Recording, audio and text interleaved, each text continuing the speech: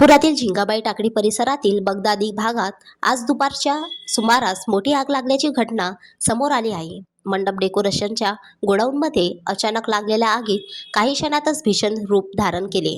आग विझवण्यासाठी अग्निशमन दलाच्या तब्बल 6 गाड्या घटनास्थळी दाखल झाल्या असून आग पूर्णपणे नियंत्रणात आणण्यासाठी प्रयत्न युद्धपातळीवर सुरू आहेत.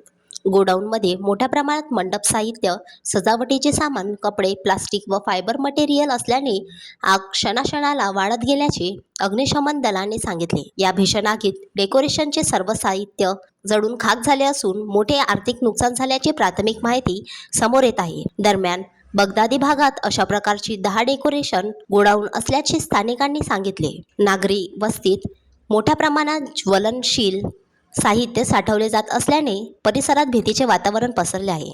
अशा दुर्घटना पुन्हा घडू नयेत यासाठी स्थानिक रहिवाशांनी ही व्यावसायिक गोडाऊन नागरी वस्तीपासून दूर हलवण्याची मागणी जोर धरू लागली आहे. अग्निशमन कर्मचारी आग विझवण्यासाठी अथक प्रयत्न करत असून आग नियंत्रणात येण्यासाठी अजून काही वेळ लागू शकतो, अशी माहिती प्रशासनाकडून देण्यात आली आहे. Vidarbha city news, Amravati.